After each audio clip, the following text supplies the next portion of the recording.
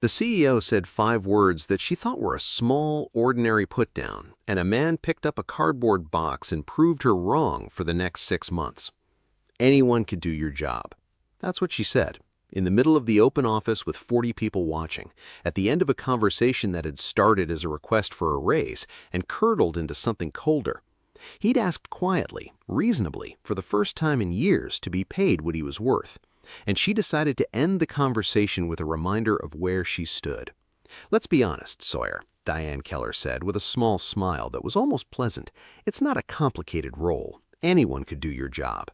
And the whole floor went quiet because everyone heard it. And Sawyer Boone, 50 years old, 22 years at that company, looked at her for a moment. And he didn't argue. That's the thing. That's the first strange thing. He didn't defend himself, didn't list his accomplishments, didn't get red in the face and insist that he was essential. Any of that would have been the natural response, and any of that would have sounded exactly like what she expected, a replaceable man's wounded ego proving her point.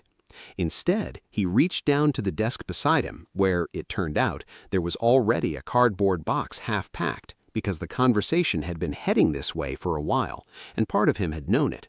And he picked it up. A family photo on top, a little plant, 22 years in a box you could carry in 2 hands. And he said, "You're right. Anyone could do my job." A pause. Then, "I'm done." And he walked toward the door, box in his arms, past 40 silent people. And the reactions in that room are the entire story. So watch them. Diane looks satisfied, vindicated even. In her mind, she just called a bluff. He asked for too much, she reminded him he was replaceable, and he proved it by storming off. Dramatic. Replaceable people do dramatic things. She's already turning back to her day. We'll have someone in that seat by Friday. Cheaper, probably. The staff, the 40 people on that floor, do not look satisfied. They look like they watched something break that can't be unbroken. A few of them have gone pale. 2 of them are already quietly thinking about their own resumes. Because the staff knew something Diane Keller did not, something that is about to cost her more than she can currently imagine. They knew what Sawyer Boone actually did, and they knew that anyone could do your job was the most wrong thing their CEO had ever said. Still here? Prove it. Subscribe. Now let me show you what they already knew. Not because Sawyer was a genius, not because he had some rare credential, but because of a specific, invisible, almost unbelievable paradox that sat at the exact center of his work. Here it is, and I want you to hold it for the whole video, because everything hangs on it. Sawyer Boone looked replaceable precisely because he was so good that nothing ever went wrong. His job looked easy, it looked simple, it looked like anyone could do it.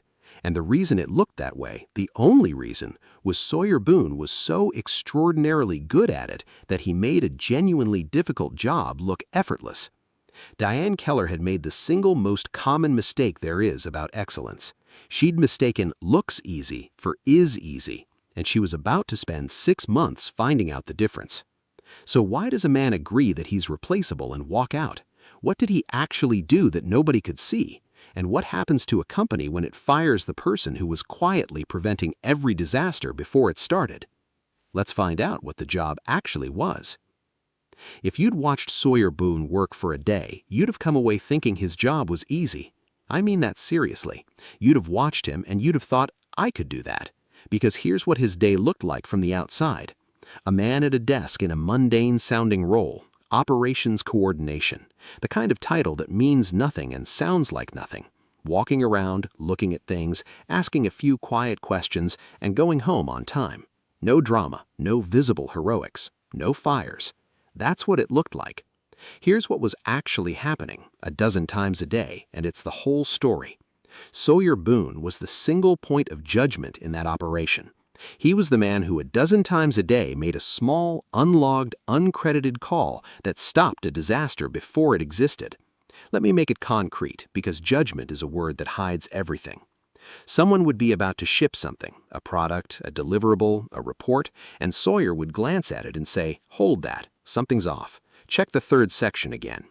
And they'd check, and there'd be an error that would have been a catastrophe in front of a client, and they'd fix it, and it would ship clean the next day, and nobody would ever know there had almost been a disaster, because the disaster didn't happen. There was no fire. There was just Sawyer glancing and saying, "Hold that." Someone would show him a set of numbers and he'd frown and say, "That's wrong. I don't know why yet, but that number's wrong. Run it again." And they'd run it again, annoyed, certain it was fine, and it would be wrong in a way that would have cost the company enormously if it had gone out. He couldn't always tell you why he knew. 22 years of pattern recognition doesn't explain itself. It just says, "That's wrong," and it's right. He'd look at a client relationship that everyone thought was fine and say, "Call them today. We're about to lose them." And everyone would say the client was happy, and Sawyer would say, "Call them anyway," and the call would save the account. He could smell churn before it showed up in any metric. He'd look at a project timeline everyone was proud of and say, "We're not ready. Push the date 2 weeks." And people would groan because the date looked fine. And he'd hold firm, and 2 weeks later they'd realize that shipping on the original date would have been a disaster. Because he'd seen the thing that wasn't ready, that nobody else had seen yet. A dozen times a day, catching, redirecting, holding, flagging. Every single one of those calls prevented a problem. And here's the crucial, invisible, maddening thing. A prevented problem leaves no trace. A disaster that doesn't happen is invisible. There's no record of it. There's no line on any report that says catastrophe averted Tuesday 2 p.m. The whole value of what Sawyer did was that the bad thing never materialized. And a thing that never materializes cannot be seen, measured, or credited. So, from the outside, from where Diane Keller sat, what did Sawyer Boone's job look like? It looked like a man walking around, asking a few questions and going home on time while everything ran smoothly. It looked easy because he was so good at preventing fires that there were never any fires. And a workplace with no fires looks like a workplace that doesn't need a firefighter. Sawyer was 50, and he'd been at that company 22 years, and he'd never risen very high on the org chart, because the org chart had no box for what he did. He had no fancy title, no credential, no degree that named his gift. He'd just done the job quietly for 2 decades, getting better and better at the one thing he was extraordinary at, seeing the mistake before it happened. He was raising his daughter alone, Noah, 12. Her mother had passed when Noah was 7.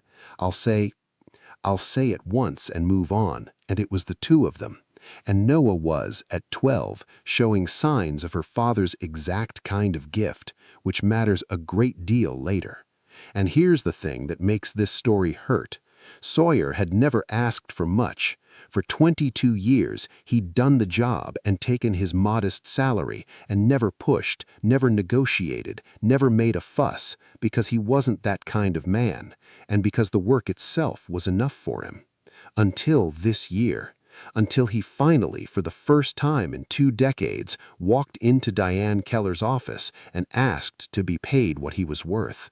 And there was a reason. There was a specific, human, unignorable reason he'd finally pushed, and it was sitting at home doing her homework. Noah Boone was gifted. Genuinely, not a proud father's exaggeration, but the real thing, identified by people whose job it is to identify it. She had a specific talent, the kind that comes along rarely, and there had appeared this year a chance for it, an opportunity, a program, a school, a path that could take that talent and turn it into a whole future. The kind of chance that if you miss it, doesn't come again, and it cost money. More money than Sawyer Boone made.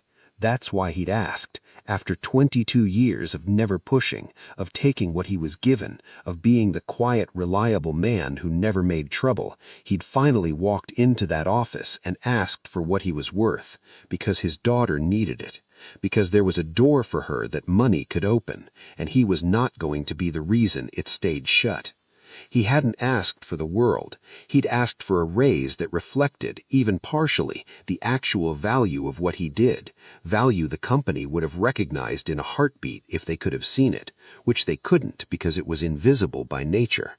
And Diane Keller looked at a man in a mundane role, doing a job that looked easy, going home on time, no fires, no drama, and she had seen no reason to pay a premium for it. Why would she? From where she sat, He was a guy doing a simple job. The market rate for a simple job is a simple salary. What was he even asking for? The conversation itself is worth playing out because it's small and quiet, and it's where everything turned. He'd rehearsed it a little in the car. Sawyer wasn't a natural negotiator. 22 years of never asking will do that, and he'd practiced keeping it simple. He went into Diane's office and he didn't puff himself up and he didn't make demands. He just said, "Honestly, Diane, I've been here 22 years and I've never once asked for anything. I'm asking now. I'd like to be paid closer to what the role's actually worth, and I'll be straight with you about why. My daughter's got a chance at something, and it costs money, and I need to earn more to give it to her. That's the whole reason. I wouldn't be in here otherwise." And that honesty, that plain, undefended human honesty, was, in a colder-blooded negotiation, a tactical mistake, because it handed Diane the read that he was asking from need rather than leverage, and Diane Keller heard need, and need to her meant weakness, and weakness meant she didn't have to give anything. I appreciate the loyalty, Sawyer, I do, but I have to be practical. Help me understand what I'd be paying for. What is it exactly that you do that justifies a premium? And there it was, the impossible question, because the true answer was, I prevent a dozen disasters a day that you never see, because I catch them before they happen. And there is no way to say that sentence without sounding like a man wildly inflating his own importance. I stop catastrophes you don't know about. Prove it. He couldn't. The proof was a stack of things that hadn't happened. So he tried, gently. It's a lot of it's judgment, Diane, catching things before they go wrong, knowing when something's off before it becomes a problem. It doesn't show up on a report because the whole point is that the bad thing doesn't happen, so there's nothing to report. And he heard how it sounded even as he said it. It sounded like nothing. It sounded like a man who couldn't name a single concrete accomplishment, reaching for something vague and unfalsifiable. I prevent invisible problems. Of course, that's what a guy angling for a raise would say. And Diane Keller looked at him, a man in a modest role who went home on time, whose corner of the company never had any fires, now asking for more money and justifying it with something he openly admitted didn't show up anywhere, and she made the read that her entire worldview made inevitable. Sawyer, she said it not unkindly, almost gently, which somehow made it worse. Let's be honest, it's not a complicated role. Anyone could do your job. She said it in part to shut down the negotiation, and she believed it. That's what makes her not a cartoon. She sincerely believed anyone could do her job because she had never once seen the job actually being done. She'd only ever seen its result, which was smoothness, which looks like the natural state of the world rather than somebody's constant invisible labor. She looked at the 22 years of prevented disasters and saw a man who wasn't doing much. And Sawyer Boone realized, standing there, that there was no argument he could make, because how do you prove the value of disasters that didn't happen? How do you point at the absence of fires and say, that's me? You can't. There's no evidence. The evidence is a stack of catastrophes that never occurred, and you cannot show someone a stack of nothing. There was only one way to prove it, and it was the way that cost him everything and cost her more. He picked up the box. Watching without subscribing? You're about to see why that's a mistake. Subscribe. I want to stop and sit inside the paradox at the center of this, because it is one of the most important and least understood things about human work, and once you see it, you'll see it everywhere for the rest of your life. The better you are at preventing problems, the less it looks like you're doing anything. Think about it carefully. Imagine two people in Sawyer's role. The first is mediocre. Problems slip past him constantly. Fires start, and then everyone can see him running around, fighting the fires, staying late, visibly struggling, visibly working. When a disaster hits and he's in the middle of it, sleeves rolled up, everyone thinks, thank God he's here. Look how hard he's working. Look how essential he is. His value is completely visible because it's written in the fires he's fighting. The second is excellent. Problems never slip past him because he catches them upstream before they're problems. No fires ever start, and so nobody ever sees him do anything dramatic. He just walks around, glances at things, says, hold that, and goes home on time. His value is completely invisible because it's written in fires that never started, and you cannot see a fire that never started. The excellent one looks lazy, the mediocre one looks essential. That's the inversion. That's the trap. It is a genuine structural, maddening feature of how prevention works. The better you are at preventing problems, the less it looks like you're doing anything. Sawyer Boone had spent 22 years becoming so good at his job that he'd made it look like his job didn't need doing. And Diane Keller, looking at the smoothest running part of her whole company, had concluded that the smoothness was free, that it was just how things naturally were, and that the man standing in the middle of it, going home on time, was therefore doing something anyone could do. She had it exactly backwards. The smoothness wasn't the absence of difficulty. The smoothness was the evidence of mastery. The calmer his corner of the company looked, the harder he was actually working, because it takes enormous skill to make a difficult thing look effortless, and it takes a lifetime to get good enough that the difficulty disappears entirely. He was a master, and the signature of his mastery, the proof of it, was the very thing she pointed at as evidence that he didn't matter. Diane Keller had one deep organizing error in how she saw the world, and it's worth naming because it's incredibly common, and you may have it yourself without knowing it. She confused ease of appearance with ease of execution. When something looked effortless, she assumed it was effortless. When something ran smoothly, she assumed it was easy to run. She had genuinely never learned in a whole career that looks easy is not the opposite of hard. It's what hard looks like once someone has mastered it. This is not a stupid error. It's an intuitive one. We're wired for it. When we watch a master do a difficult thing, a great athlete, a great surgeon, a great anything, it looks smooth, unhurried, easy, and our instinct is to think, that doesn't look so hard. The mastery hides the difficulty. That's what mastery is. And it takes real wisdom to look at something effortless and think, the effortlessness is exactly how I know this is hard and this person is extraordinary. Most people never acquire that wisdom. Diane Keller certainly hadn't. So across her whole company, Diane systematically undervalued her best people and overvalued her most visibly struggling ones. The person drowning in fires looked essential. The person who'd quietly arranged their work so no fires ever started looked idle. She was, without knowing it, running a company that punished mastery and rewarded visible struggle. And Sawyer Boone was simply the most extreme case, the master whose excellence had made him look most replaceable of all. And here's the mirror. Diane Keller had someone in her personal life who made everything run smoothly. For her, it was a woman named Bee, a personal assistant of many years, who ran the logistics of Diane's entire life so seamlessly that Diane had genuinely stopped noticing it happened. Flights were always booked right, conflicts never arose, the car was always there, the gift was always sent. Diane's life worked frictionlessly, and because it worked frictionlessly, Diane assumed it was easy to produce that friction-free life and paid Bee accordingly and thought of her as just an assistant. And had recently been wondering whether she even needed someone in that role since everything ran so smoothly anyway. She was about to make the same mistake twice in two parts of her life for the same reason, because she could not tell the difference between a thing that was easy and a thing that a skilled person was making look easy. And she was going to learn it at work first in the most expensive possible way, and then quietly later at home. And the home version actually happened a few months into all this, and it's worth telling because it's the same story in miniature, and it's what finally made the lesson land all the way down.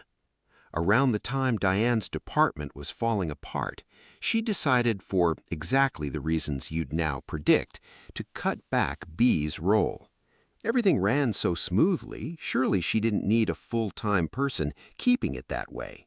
So she reduced Bee's hours, reasoning she'd pocket the difference and barely notice. She noticed within about 10 days. Suddenly her calendar had conflicts in it. A flight got booked wrong and she was stuck in an airport. A gift she'd sworn just got handled didn't get sent, and someone important was quietly hurt by the omission.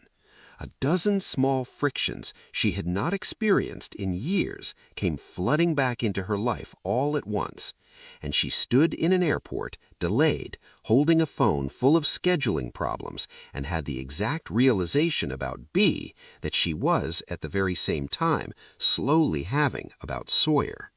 It was never easy. It only looked easy because she was so good at it that I stopped seeing it happen.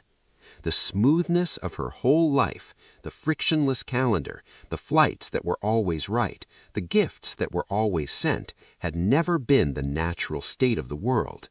It had been a person working skillfully, invisibly, every single day, and Diane had looked at the smoothness and concluded it was free, and cut the person producing it, and was now standing in an airport meeting the true cost of easy. She learned it twice in 2 months, in 2 parts of her life, from the same blindness. And the second time, at least, she caught it fast enough to fix. She restored B's hours, and this time she said out loud the sentence she'd never said in years. "I didn't realize how much you were actually doing. I'm sorry, I couldn't see it because you were too good at it." That was the one she got to fix. The Sawyer one she didn't. Diane replaced Sawyer within 2 weeks, and she was pleased with herself about it, because she replaced him cheaply. The logic was airtight, given her blindness. If anyone could do the job, then why pay a premium for it? Hire someone junior, someone eager, someone at half the salary, and pocket the difference. She found a perfectly competent young person, I'll call him Elliot, who had good qualifications, a solid work ethic, and every reason to succeed. This is important. Elliot was not bad at his job. He was capable, diligent, and he did everything right. And that turned out to be exactly the problem. Because Elliot did everything that was written down. He followed every documented process perfectly. He hit every checklist. He completed every task the role officially contained.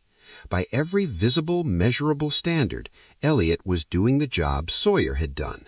But the job was never the documented process. The documented process was maybe 20% of it. The other 80% was the dozen daily judgment calls that appeared in no document anywhere, to hold that the number's wrong, to call them today they were not ready, the accumulated instinct of 22 years, the ability to smell the mistake before it happened, and that couldn't be handed over. It wasn't in a file. It was in Sawyer's head, built from 2 decades of pattern recognition, and it walked out the door in a cardboard box. There had technically been a handover. That's the part that's almost funny in a bleak way. Before Sawyer's last day fully closed out, the company had done the responsible thing and asked him to document his role for his successor, to write it all down so the transition would be smooth. And Sawyer sat down and genuinely tried. He'd wanted to do right by whoever came next. He wasn't the kind of man to sabotage a stranger. So he opened a document and started writing what he did. And he stared at a nearly blank page for an hour. Because how do you write down, "Hold that, something's off, I don't know why yet"? How do you document a frown? How do you put into a process file the thing where you look at a client who's fine on every metric and feel in your gut from 22 years of barometric pressure that they're 3 weeks from walking? He tried. He wrote things like, "Trust your instinct on timelines," and "If a number feels wrong, rerun it." And he read them back and understood they were useless because they were instructions to have an instinct. And you cannot instruct someone to have an instinct. The instinct is the whole thing. The instinct took 20 years. The document was 4 paragraphs of pay attention and care a lot, which is true and complete and utterly impossible to act on if you don't already know how. He handed it in, and he told the truth about it, which nobody wanted to hear. This isn't going to work. You can't do it this way. Whoever you put in this seat is going to need about 10 years and a lot of grace, and this document isn't going to save them, because the job isn't in the document. I'm sorry, I don't know how to give it to you. Nobody listened, because it sounded like a man overstating his importance on the way out the door, which is exactly what anyone could do your job trains everyone to hear. So Elliot did everything right, and the disaster started landing anyway. And here's how it actually went, month by month. And I want to slow down and let you watch it, because the way it happened is the whole lesson. Month 1. There was a deliverable going out to a client, a big one, the kind that matters. Elliot reviewed it exactly the way the process document said to. He ran every check on the checklist, every box ticked, every step completed, and it passed cleanly because on paper it was correct. And there was an error buried in it, not the kind a checklist catches, a subtle, contextual, this doesn't feel right kind of error. The sort of thing where the individual pieces are all fine, but the whole is quietly wrong in a way you can only feel if you've seen 10,000 of these. Sawyer would have glanced at it, not even studied it, glanced, and something in 22 years of pattern would have gone ping, and he'd have said, hold that, the middle section's off, look again, and it would have been caught and fixed in 20 minutes, and nobody would ever have known there'd been anything to save. Elliot glanced at it too, and nothing pinged, because Elliot didn't have the 22 years. How could he? You can't download a decade of pattern recognition. To him, it looked fine, because it was fine by every measurable standard, and the standard that would have flagged it wasn't a standard at all. It was an instinct, and instincts don't come in onboarding packets. It went out. The client caught it. It was embarrassing, and it was expensive. And Elliot genuinely could not understand what he'd done wrong, because he hadn't done anything wrong. He'd followed every rule. The rule that would have saved him didn't exist in writing. It had walked out in a cardboard box. Month 2, a set of numbers went out. Elliot checked them properly, thoroughly, against every verification step. They passed, and they were wrong. Wrong in the specific way that Sawyer would have caught by frowning. That was the whole mechanism, a frown, a feeling. That number's wrong. I don't know why yet. Run it again. A feeling built from having seen that exact species of wrong number 100 times over 2 decades. Elliot had no frown to give, because you don't earn the frown in 3 months. The numbers passed every check he had, and he had no reason on earth to doubt them. And they were wrong. And it cost real money.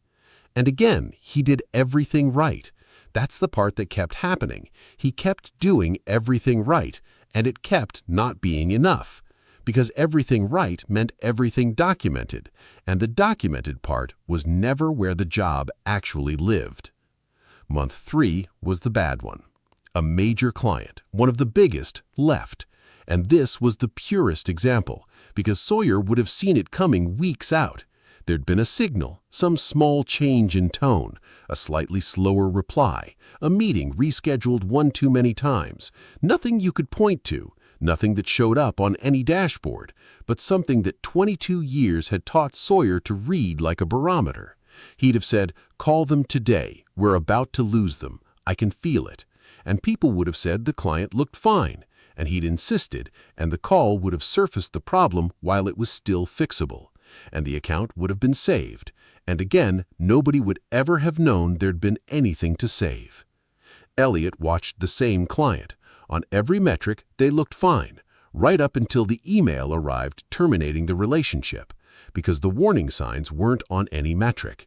They were in the barometer, and the barometer had left. And by the time the problem was visible in numbers, it was already over. The account was gone, and it was a big one. And Elliot never had a chance, because the skill that would have caught it 3 weeks early was a thing that took 20 years to grow and existed nowhere he could reach it. And here's the cruel part, the part that makes this true instead of just satisfying. None of it was Elliot's fault, not one bit. He was competent, he was diligent, he did everything he'd been given to do correctly every time. He'd been handed a role, a stack of documents, and a title, and nobody had told him, because nobody knew how to tell him that the real job was an invisible layer of judgment that took 2 decades to build and existed in no file anywhere. He'd been set up to fail, handed a living thing and an instruction manual that described everything about it except the part that kept it alive, and then left to drown, and then quietly blamed for drowning. and Diane Keller watched her smoothest running department start to smoke and catch fire, and she could not understand it because each individual disaster had an individual explanation. An error slipped through. That happens. A client left. That happens. Some numbers were wrong. Mistakes happen. She could not see the single cause because the single cause was an absence, and absences are invisible. And the whole reason she was in this mess was that she couldn't see invisible things. She'd removed the man who caught everything, and now everything was landing. And she genuinely couldn't connect the two, because when Sawyer was there catching everything, there'd been nothing to see. So she'd concluded there was nothing to catch. The fires he'd spent 22 years preventing were all real. She was just finally getting to see them now that the man preventing them was gone.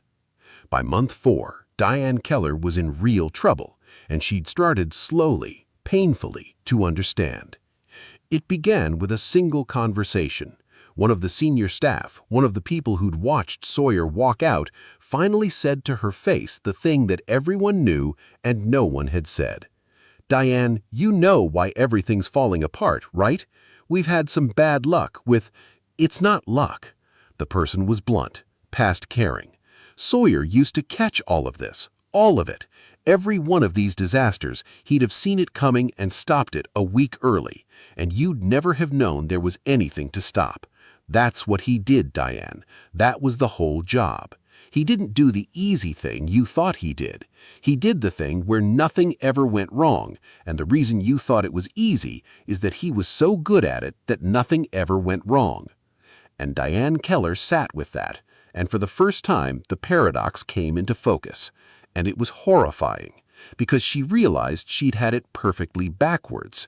She'd looked at the calmest, smoothest, most trouble-free part of her company and concluded it needed the least skilled person, when in fact the calm was produced by the most skilled person. And removing him didn't reveal that the calm was free. It revealed that the calm was a product, expensively made by a master, the whole time. She'd cut the cost and kept the calm, she thought. She'd actually cut the thing that made the calm, and now she was watching what the calm had been holding back, and she understood, finally, and too late, what looks easy had actually cost to produce. It had cost 22 years of one man's life building an instinct so fine it could smell a mistake before it happened. It had cost a level of mastery so complete that it had erased all visible evidence of itself. That was the price of the smoothness, and she'd looked at the smoothness and decided it was worth a junior salary because she'd mistaken the appearance of ease for the fact of ease, which are opposite things wearing the same face. She tried to fix it. She threw resources at it, more process, more checks, more people, and it helped a little, and it missed the point entirely, because you cannot replace a single point of world-class judgment with a thicker stack of documents. Judgment isn't a process. It's a thing that grows in a person over decades, and it cannot be hired cheaply or fast or in bulk. And she had destroyed hers in one sentence to win a negotiation over a raise that was a fraction of what the judgment was worth. You've stayed this long. Don't disappear now. Subscribe. The best part starts here. Here's the ending, and it's not the one you're braced for. And I like it much better than the one you're braced for. Diane did not get to beg Sawyer to come back and have him ride in as a conquering hero. Because by the time she understood what she'd lost, Sawyer Boone was gone in every way that mattered. He'd been snapped up almost immediately by a smaller, sharper company that had listened to him describe what he actually did and understood it instantly. Because they were the kind of place that could see it, they didn't need it explained twice. They knew exactly how rare a person who can smell a mistake before it happens is, and they paid for it, paid specifically a premium for the exact thing Diane Keller had called worthless. And the raise Sawyer had asked Diane for, the one she'd refused, the one for his daughter, his new salary cleared it easily. Noah got her chance. The door money could open, opened. So there was no coming back. He was valued, visibly, for the first time in his career, and he wasn't going to trade that to go re-rescue a company that had needed to watch itself burn to believe he'd ever been holding a fire hose. But he did one thing, and it's the thing that tells you who he was. Through a mutual friend, someone still at the old company, someone he trusted, Sawyer Boone sent back a list. Not an offer of help, not a consulting contract, a list. It was a handful of things he knew were coming that quarter. The judgment calls he'd already half made in his head before he left. The client he knew was a churn risk. The timeline he knew was too tight. The recurring error he knew would slip through if nobody was watching for it. The disasters he could see coming from the outside, from memory, that he knew would land on Elliot in the next few months. He wrote them down, plainly. Watch this client. They'll go quiet in about 6 weeks. Call them before then. This process will produce a bad number around the end of the quarter. Double-check it. This deadline is going to be a problem. Push it if you can. And he sent it quietly to be handed to Elliot. Not to save Diane. He didn't know Diane anything. He did it for Elliot, because Elliot was a decent young person who'd been set up to fail, handed a role that secretly required 20 years of instinct with none of the instinct provided, and then left to drown while getting blamed for it. And Sawyer Boone knew exactly what that felt like. To be judged for a job whose real difficulty was invisible. So he sent the list, so that a few disasters would get prevented, and so that a junior person wouldn't be destroyed for failing at a job that had been impossible to hand over. Give this to whoever's in my seat, the note said. None of this is their fault. Nobody could have done this job from a document. I couldn't have either when I started. It took me 20 years. Buy them some time. And Elliot, if that's your name, it does get easier. Not because the job gets easier, because you slowly turn into the kind of person who can see it coming. Nobody can teach you that. You just have to catch things for about a decade until you can smell them. You'll get there. Keep going. Elliot kept the note. He says it's the most valuable thing anyone at that company ever gave him. A map of the invisible job drawn by the one person who'd ever done it well, sent with no benefit to himself, purely so that the next person wouldn't have to fail alone. Elliot's getting better now, slowly, the way everyone does. He's about 8% of the way to being Sawyer Boone, which is roughly where you'd expect a diligent person to be after a few months of a thing that takes 20 years, and he knows that now, which he didn't before. And knowing it is the thing that's letting him keep going instead of quitting in despair. There's a 12-year-old in this story, and it's why the whole thing landed. Noah Boone was so good at her thing, the gifted thing, the rare talent, that people had started to assume it was easy for her. That's the specific sting she'd been carrying, and she couldn't name it. A teacher had said it, a coach had said it, even a friend had said it. Well, it's easy for you. Every time she did something difficult and made it look smooth, which is what talent plus practice produces, someone would wave it away. Easy for you. As though she wasn't trying. As though the years of practice and the effort and the difficulty didn't exist because the result looked effortless. And it stung in a way she couldn't explain. Because how do you complain about people thinking you're good at something? But it was a real hurt. The hurt of having your mastery mistaken for luck. Your effort erased by your own excellence. Your hard thing called easy because you'd gotten good enough to make it look that way. And she was quiet and stung about it the same week her father walked out of his job for the exact same reason, at adult scale, on one evening at the kitchen table.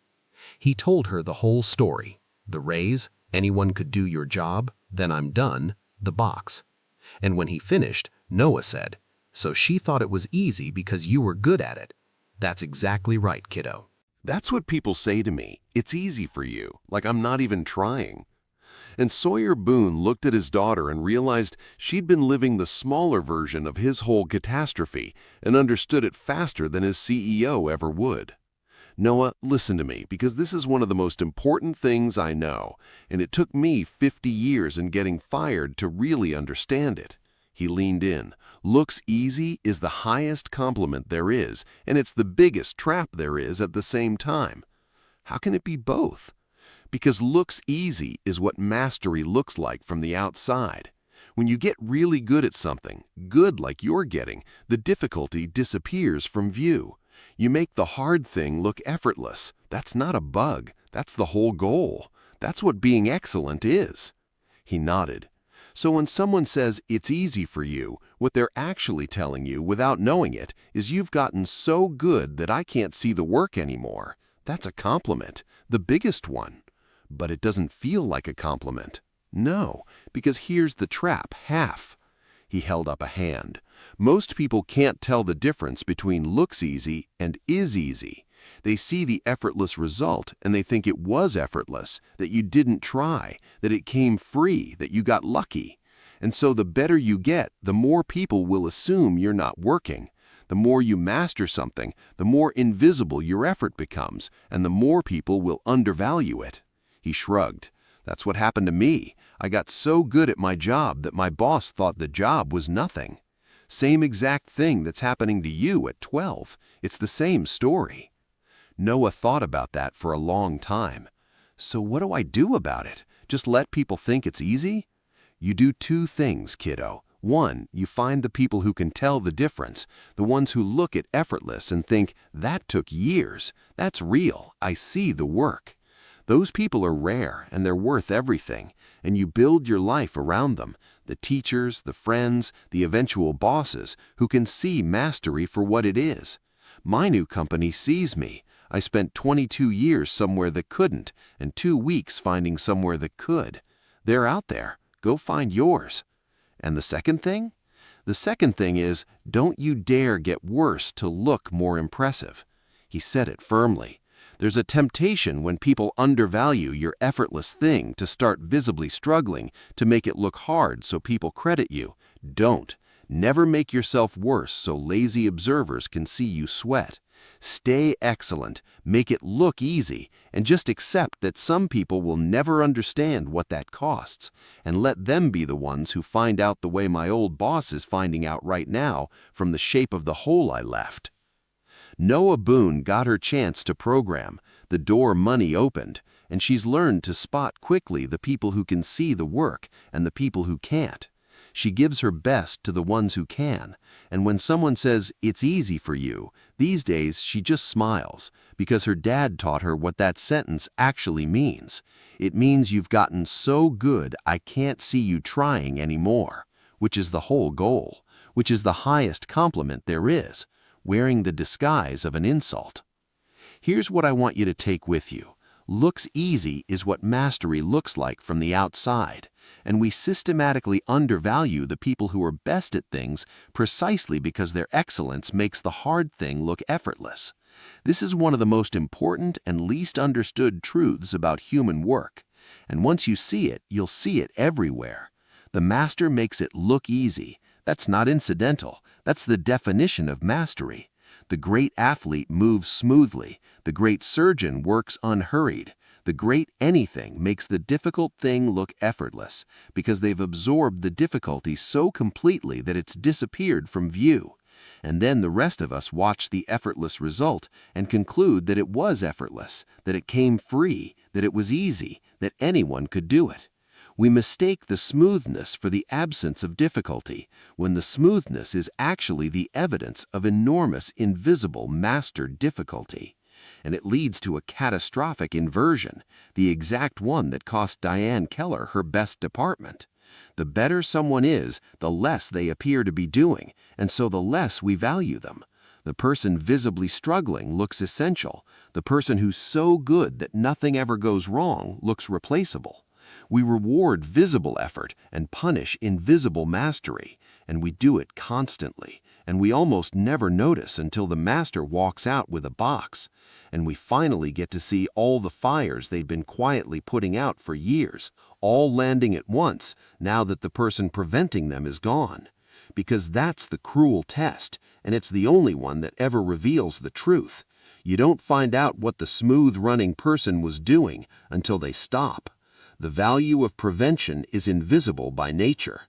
A disaster that doesn't happen leaves no trace, so the only way to ever see it is to remove the person and watch the disasters arrive, which is the most expensive possible way to learn a lesson, and it's the way Diane Keller learned it, and it's the way most people learn it, because the paradox is that deep. So here's the question I'll leave you with, and I want you to actually go looking, because I promise the answer is closer than you think. What looks easy in your life only because someone skilled is making it look that way? And have you mistaken their mastery for the task being simple?